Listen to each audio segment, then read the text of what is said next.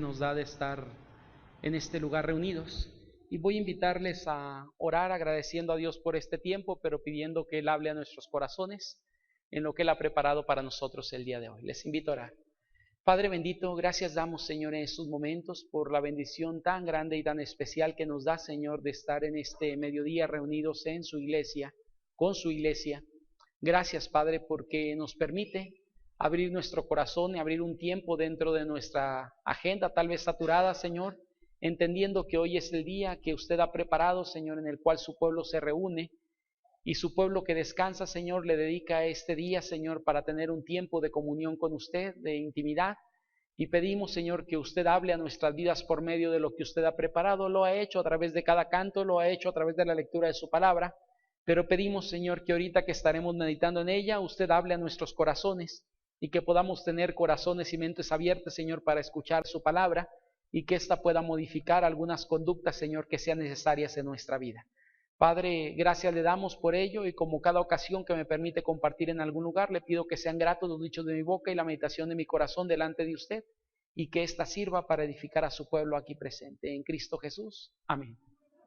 Pueden tomar sus lugares, hermanos, que el Señor bendiga a sus vidas.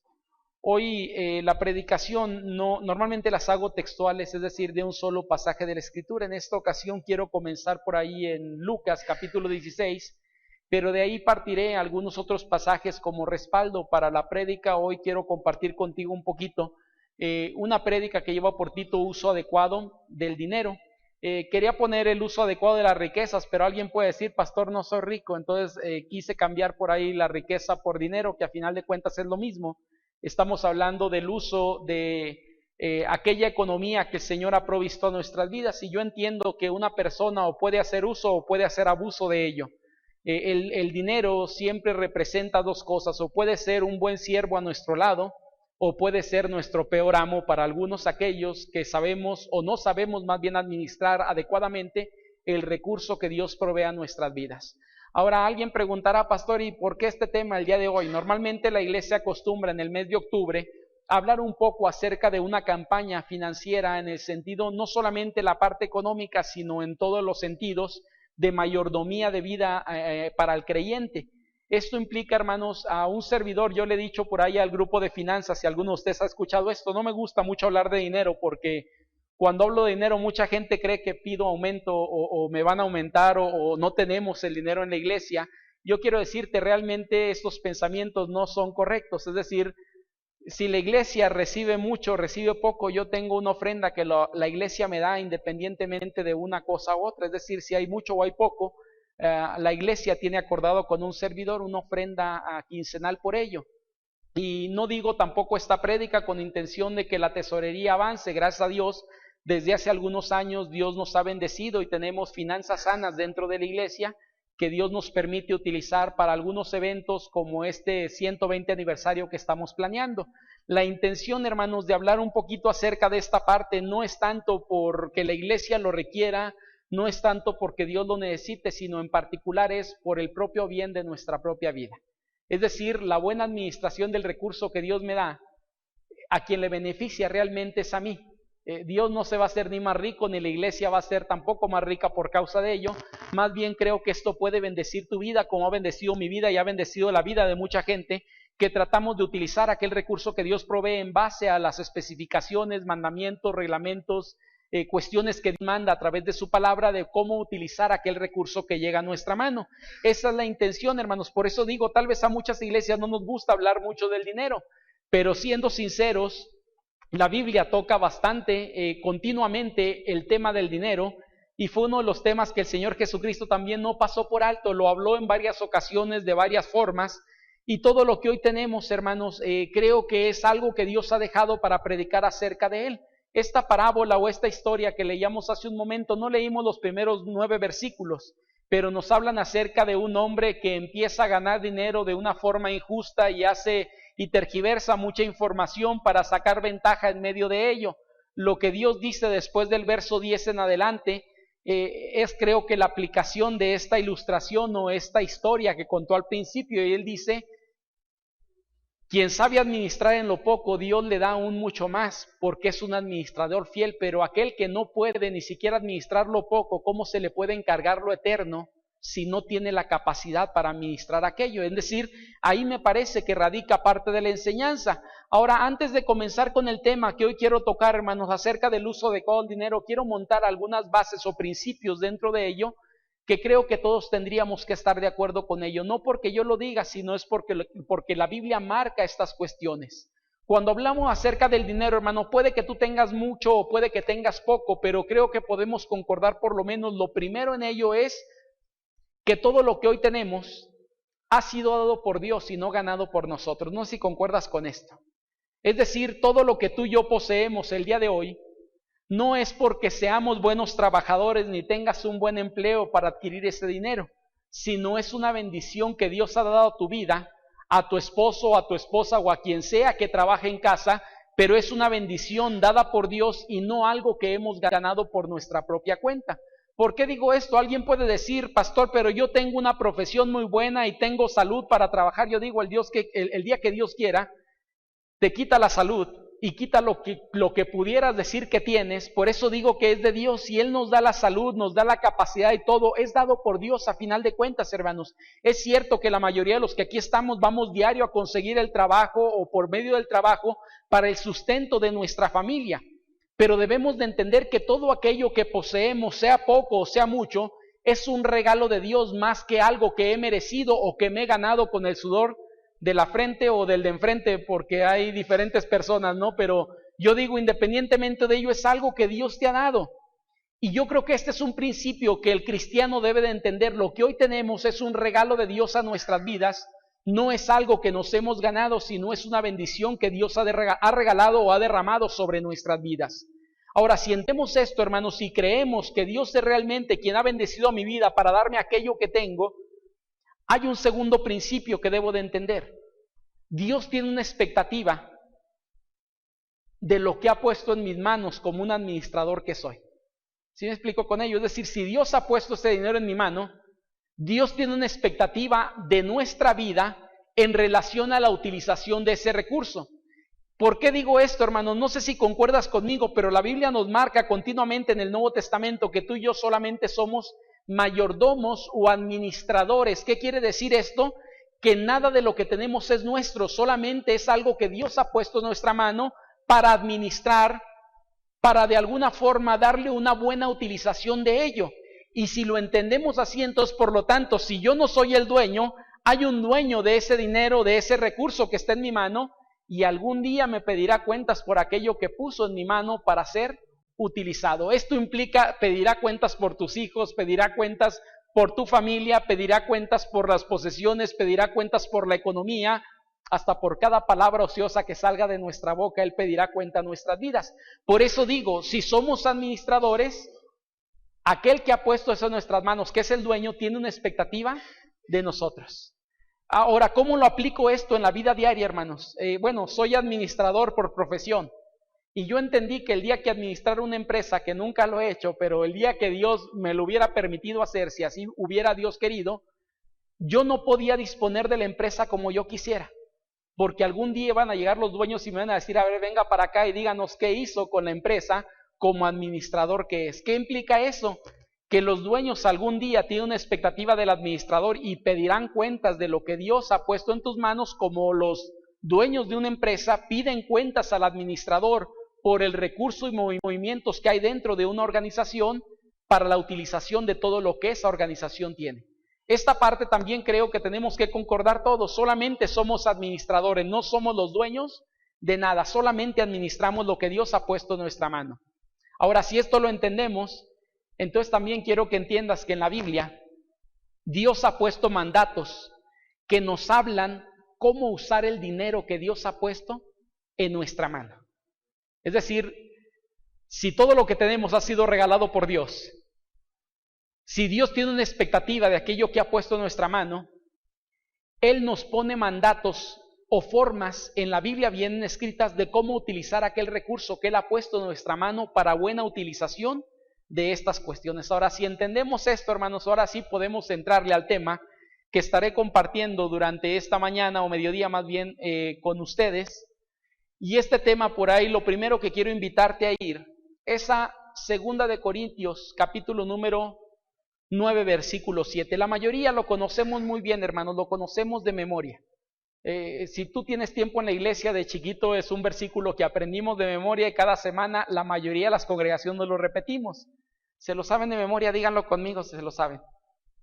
Cada uno dé como propuso en su corazón, no con tristeza ni por necesidad, porque Dios ama al dador alegre. Ahora, 2 Corintios, hasta el pasaje no sabemos, ¿no? Es uno de los pocos que hasta repetimos esa parte. Pero quiero decirte algo, querido hermano o hermana, este versículo para mí tiene una riqueza impresionante en algunas cuestiones. Porque creo que es una de las partes, si Dios nos da un recurso económico en nuestra mano, ¿sabes por qué Dios te da dinero? Una de las cuestiones que yo entiendo, hay 3 palabritas que voy a estar utilizando dentro de esta prédica, y la primera de ellas es dar. Si Dios te da, ¿sabes para qué te da el dinero? Para que tú también puedas dar. Es decir, lo primero que debemos entender aquí, tal vez no lo pongas así como primero, pero son 3 cosas, puedes ubicarlas como quieras. Yo creo que para mí esta es la primera, por eso la puse de esta forma, pero no hay algo que yo te pueda decir. La Biblia dice que esto es lo primero, pero sí dice que es algo que tenemos que hacer. Lo primero, hermanos y hermanas, que nos encontramos en la palabra de nuestro Dios, cuando hablamos de la economía, Dios la puso en nuestra mano para hacer un buen uso acerca de ello, y algo que tú y yo tenemos que aprender a hacer es dar. Y dice por ahí que, hermanos, dar con disciplina. Cuando hablamos acerca de dar con disciplina, la Biblia nos marca en algún sentido que una de las cosas que tú y yo somos bendecidos al dar, pero también somos bendecidos por hacerlo, es hablando acerca de dar a Dios lo que a Dios corresponde. Cuando hablamos acerca de esto en la Biblia, desde el Antiguo hasta el Nuevo Testamento, hay muchos parámetros, hermanos, que nos hablan acerca de todas las cosas que el pueblo de Dios era invitado por parte de Dios a dar para agradar a Dios, porque a final de cuentas tiene que ver con la parte de la economía, y Dios invitaba al pueblo para poder contribuir dentro de ello.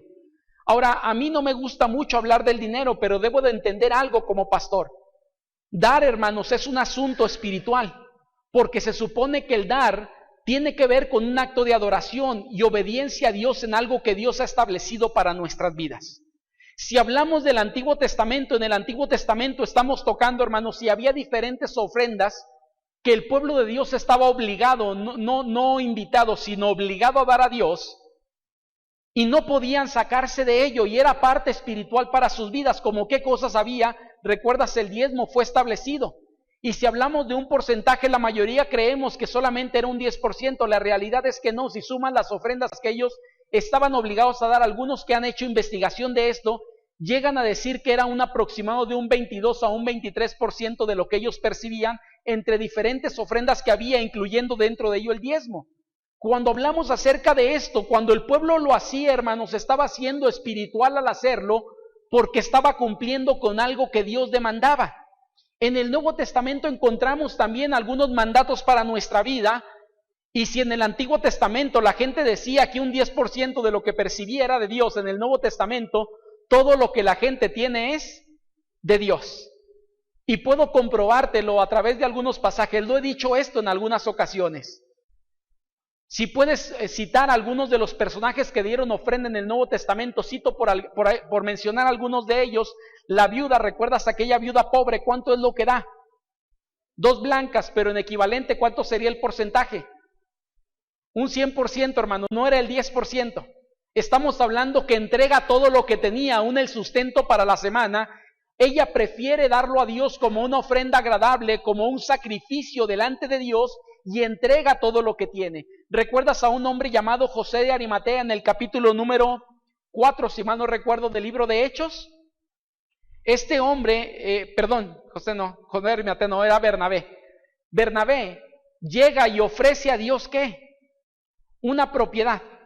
Él va y vende una propiedad que tenía. No se nos dice cuál era la propiedad, ni cuánto costó o cuánto equivalía esa propiedad, pero lo que sí podemos entender es que lo que él vende, esa propiedad, va y lo da a los pies de los apóstoles y les dice para la administración de ello. ¿Y para qué servía aquel dinero, hermanos? Para la gente con necesidad que había dentro de la iglesia en aquel entonces. ¿Recuerdas aquella mujer que va y derrama como una ofrenda un perfume de nardo puro?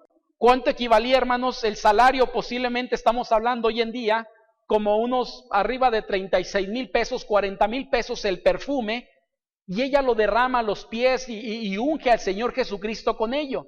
Si hablamos acerca de esto, hermanos, realmente las ofrendas que aparecen en el Nuevo Testamento son ofrendas superiores a lo que permitía la ley del Antiguo Testamento.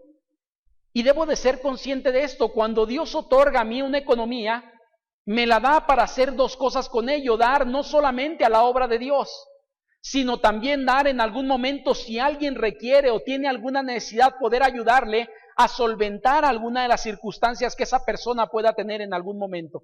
¿De dónde saco yo esto?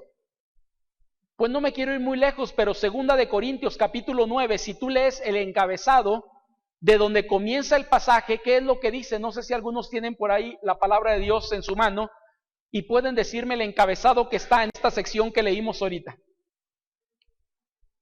Bien fuerte porque no les escucho.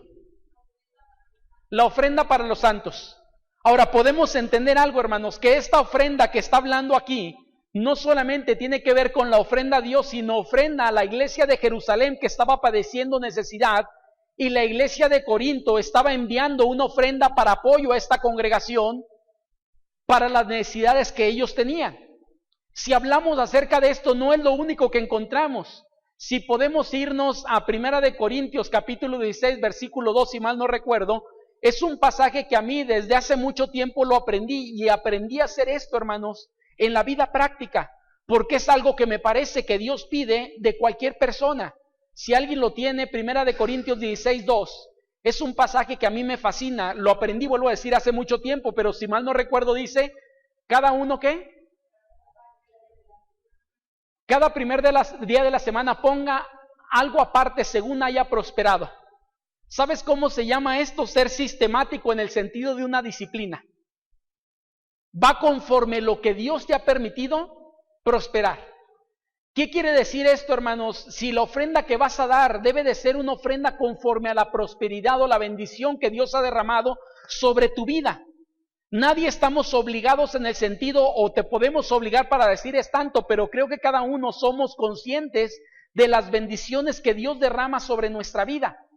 ¿Y qué dice Pablo ahí? Para que cuando yo llegue no tengan que recoger nada, sino cada quien lo que ha apartado, literalmente ya dice, está dedicado para esto, porque lo he puesto como algo aparte, disciplinadamente, porque eso tiene que ver con disciplina, algo constante. El pasaje nos habla, ¿cuánto es la cantidad según hayas prosperado? ¿Cada cuándo? ¿Cada vez que se me antoje? No, dice cada primer día de semana. Ponga uno aparte conforme haya prosperado. Ahora yo sé que algunos percibimos cada 15 días, esto va a depender de la situación de cada uno, pero lo que sí entiendo es con disciplina. Ahora yo creo que en ello, hermanos, hay que pedir a Dios la sabiduría. No hacia Dios, sino hacia las personas la sabiduría, pedirle a Dios para saber cuánto dar, dónde dar y a quién podemos dar en algunos momentos. ¿Por qué digo esto? Porque si Dios me llama y me invita para participar en las necesidades de otras personas, yo tengo que pedir a Dios la sabiduría para saber cómo utilizar ese recurso. No me dejarás mentir con esto, pero mucha gente dice requerir dinero y mucha gente necesita. Yo quiero ser sincero contigo, no toda la gente que pide realmente quiere lo que está pidiendo. Aquí en la iglesia, como es una iglesia céntrica o un templo céntrico, mucha gente llega y nos pide para diferentes cuestiones. Y hay gente que viene y me dice, pastor, requiero para un pasaje para ir a la ciudad de Torreón. Y en algunos momentos, por ahí está mi hermano Isidro, que le he dicho, vaya y compre el pasaje. ¿Qué dice la gente, hermano Isidro? No, mejor deme el dinero. No, le compro el pasaje. No, mejor el dinero. Bueno, regreso después. No quería para el pasaje, quería otra cuestión. Yo digo, hay que ser sabios, hermanos, en la forma de administración. Es más, si tú vas, esta semana estuve en la Ciudad de México, y si yo me echo 100 pesos a la bolsa, en 3 estaciones del metro me la acabo. Es decir, donde quiera hay gente pidiendo. El asunto es que requiero la sabiduría de Dios para saber a quién dar, en qué momento dar y bajo qué circunstancias dar. Y es algo, hermanos, que requerimos. ¿Por qué? Porque el dar implica dar a Dios primeramente, pero también ayudar cuando hay alguna necesidad a alguien que tiene alguna necesidad en particular, bajo las circunstancias que esa persona esté, pero sí creo que debemos pedir a Dios perdón a quién dar, cómo dar y cuánto dar. ¿Por qué? Porque a lo mejor no es mucho el recurso que tenemos.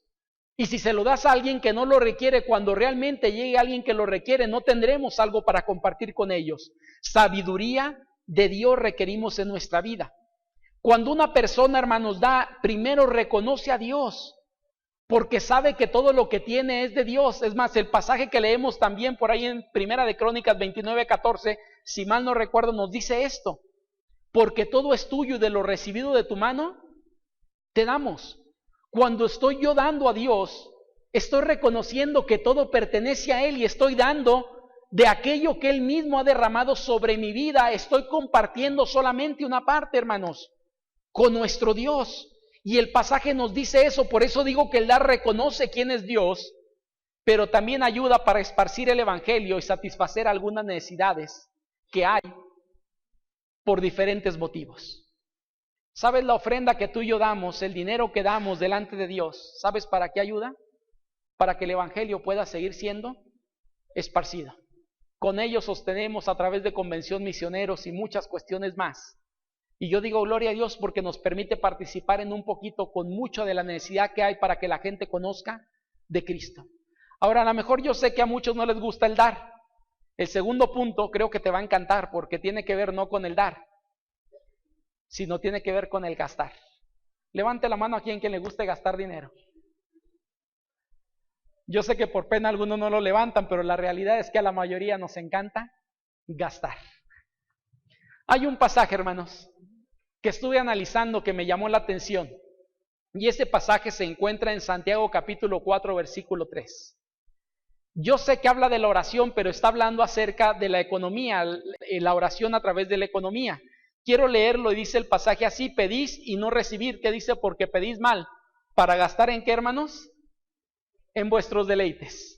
Cuando hablamos acerca del dinero que Dios provee a nuestras vidas, debo de ser consciente que no solamente me lo da para dar en ofrenda o dar a la gente con necesidad, sino también Dios me da ese dinero para poder, ¿qué? Gastarlo. Ahora, ¿por qué digo que debemos de gastarlo, hermano? Porque para eso es el dinero. Cuando una persona no gasta lo que tiene, sino lo acumula, ¿sabes cómo llama la Biblia esto? Avaricia o avaro. Una persona que vive como pobre, pudiendo vivir de una mejor forma, pero le da dolor o le duele el codo gastar aquello que tiene en su vida. Cuando hablamos acerca del gastar, yo creo que es una de las partes que la mayoría disfrutamos, pero quiero decirte algunas cuestiones sobre ello. Debemos de gastar también, hermanos, con disciplina, no solamente gastar por gastar. ¿Sabes? Si algún día una persona gasta por gastar, tendrá problemas más adelante en economía y tendrá que estar pidiendo posiblemente prestado, tendrá que estar pidiendo a lo mejor endrogado con el banco, tendrá que estar viviendo muy limitado en algunas cuestiones por una mala utilización de ese recurso. Cuando hablamos de este pasaje, hermanos, me fascina porque él dice que quien pida a Dios para suplir necesidades, Dios le dará para suplir esas cosas, pero Dios a veces no da porque la gente no queremos gastar en necesidades, sino queremos gastar en algunos deleites que no son necesarios en nuestra vida. Debemos gastar, hermanos, para satisfacer las necesidades que podemos tener como familias. Y yo creo que todas las familias aquí presentes tenemos diferentes necesidades en nuestra vida. Pero tristemente alguna gente no gasta en necesidades. Gasta en lujos innecesarios para su vida. Yo digo, cuidado con ello. Porque cuando lo hacemos, estamos haciendo un mal uso del recurso que Dios nos ha dado. Por eso la prédica lleva por título el uso adecuado del dinero. Porque Dios lo dio a mi vida y lo dio a tu vida para poder satisfacer necesidades que tenemos día tras día. Y hay necesidades básicas, hermanos, como la vivienda, como la salud, como el alimento, como el vestir, cuestiones básicas. Pero tristemente algunos estamos yendo más allá que eso. Cuando hablamos de gastar con disciplina, nunca debemos gastar más allá de lo que tenemos, pues nos meteremos en grandes aprietos después si esto lo hacemos. Sabes, hoy están de moda y en todos lados te quieren dar tarjeta de crédito. Vas a Sears, perdón hermano, vas a Liverpool y te ofrecen una tarjeta de crédito y te dicen, aquí está, mire, para que usted, y le damos una línea de crédito de no sé cuánto. Y yo digo, es atractivo. Llegas a una línea de avión y te ofrece una tarjeta de crédito. Es más, hoy en día, no me voy a ir tan lejos, vas a Soriana y te ofrece una tarjeta de crédito. Y la gente traemos como 4 o 5 tarjetas de créditos pagando en todos lados anualidades sin siquiera saber lo que estamos haciendo en algunas ocasiones. Y decimos, puedo comprar, ¿no? Algunos llaman a esto la tarjeta mágica porque no requieres dinero, la metes solamente y te da lo que quieras. El problema es que eso te lo cobrarán más adelante y con algunos réditos.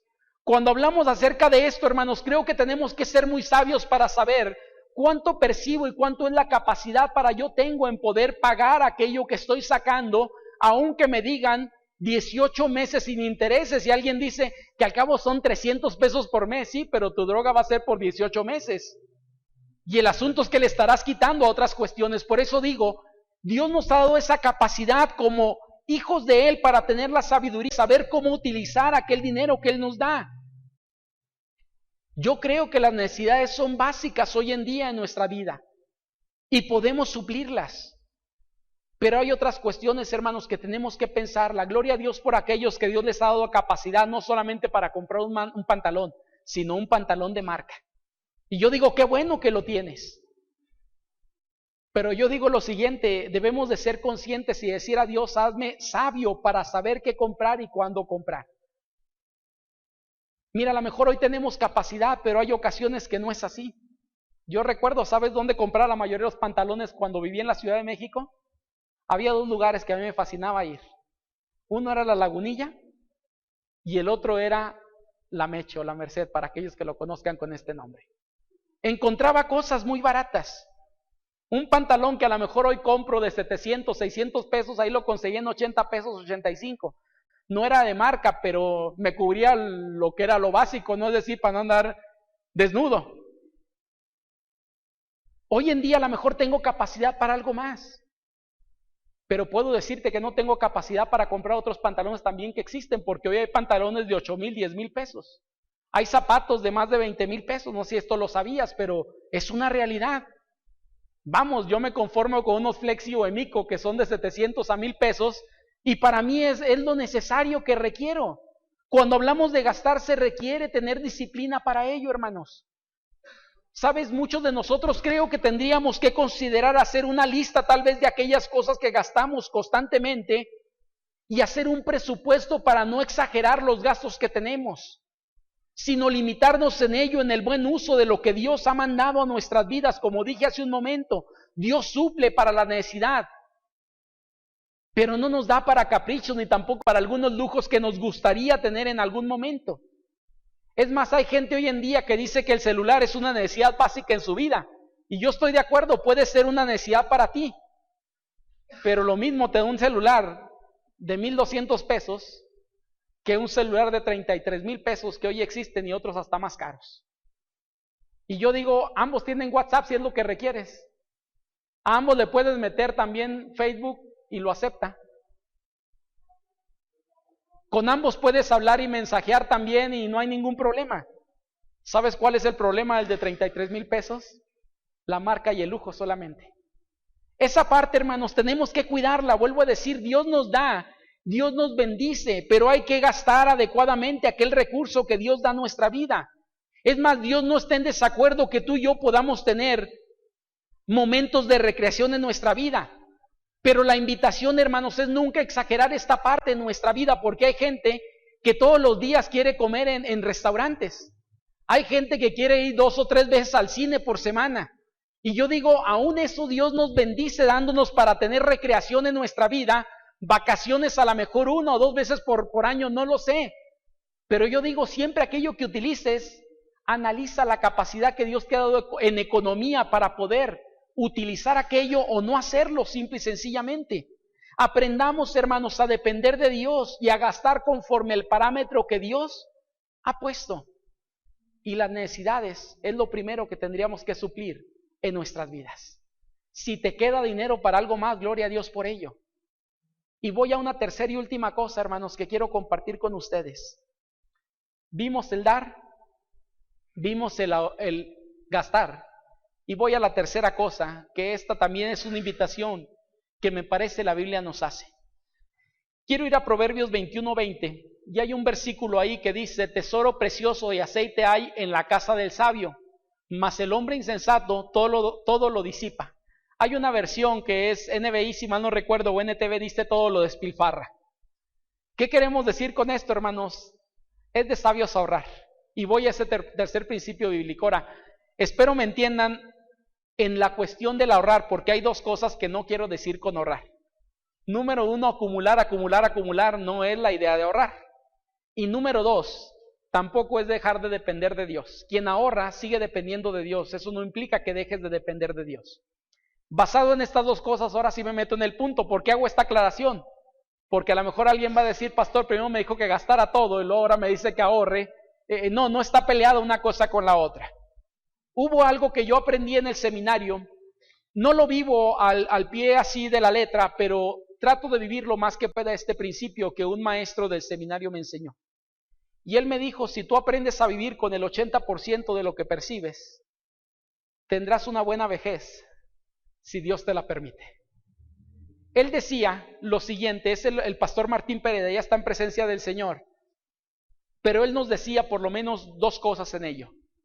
¿Por qué el 80%? Él decía que el 10% no nos pertenece a nosotros. Él nos enseñaba acerca del diezmo cuando estábamos en el seminario. Él nos decía: el 10% no te pertenece a ti, ese es de Dios. Y hay otro 10% que tú tienes que aprender a ahorrar. Él decía lo siguiente, hermanos, y lo voy a decir como lo decía, ¿no? Que al cabo no son palabras mías, son palabras de él.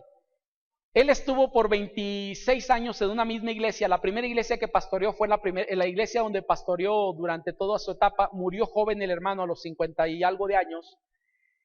Y el hermano decía lo siguiente: si yo ahorro el 10%, él hacía sus cuentas y él decía: cuando yo me retire del ministerio, que espero durar hasta los 60 años y yo ahí me retiro, tendría acumulado una cantidad de no sé cuánto. Y él decía: puedo ir con ello vivir los otros 20 años de vida que me reste. Y irme hasta pasear con mi esposa y mis hijos. O por lo menos mi esposa, si mis hijos ya están grandes, decía él.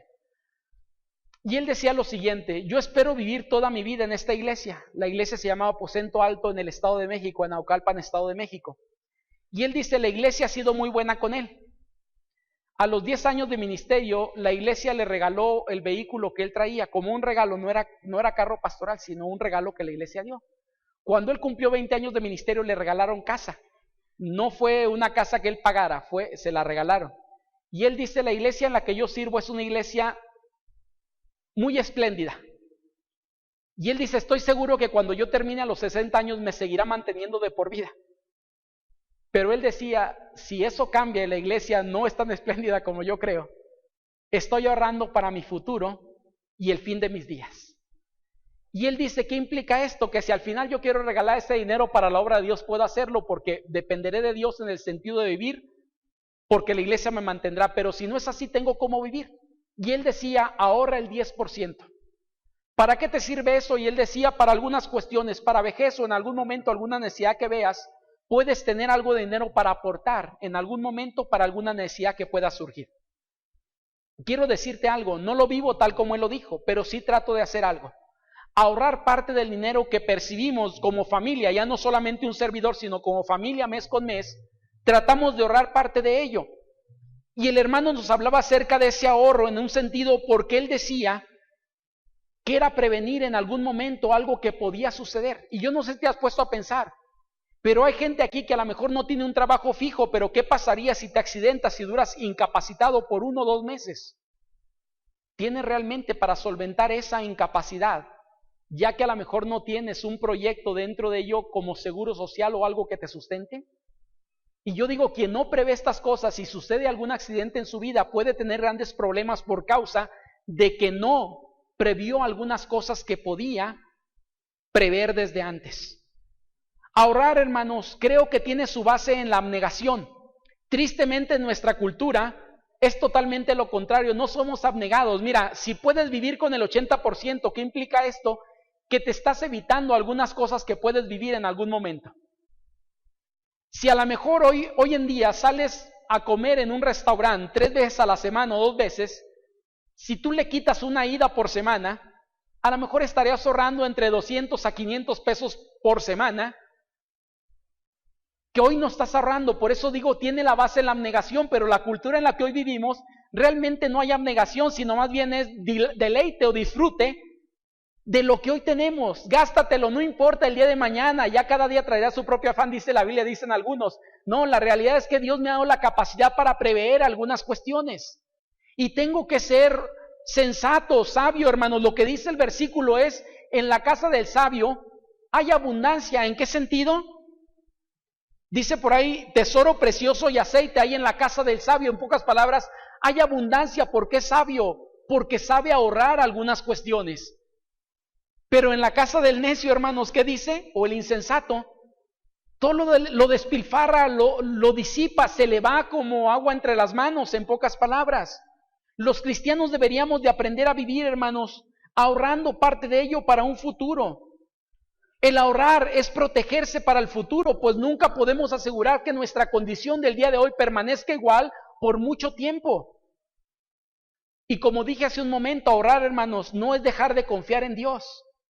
Porque alguna gente cuando empieza a ahorrar y tiene un dinero ahorrado, empieza a confiar más en el dinero que en Dios. Yo digo, no hagas esto. El dinero ahí está como cosa olvidada si tú quieres, porque sigues dependiendo de Dios día tras día en las necesidades que tengas.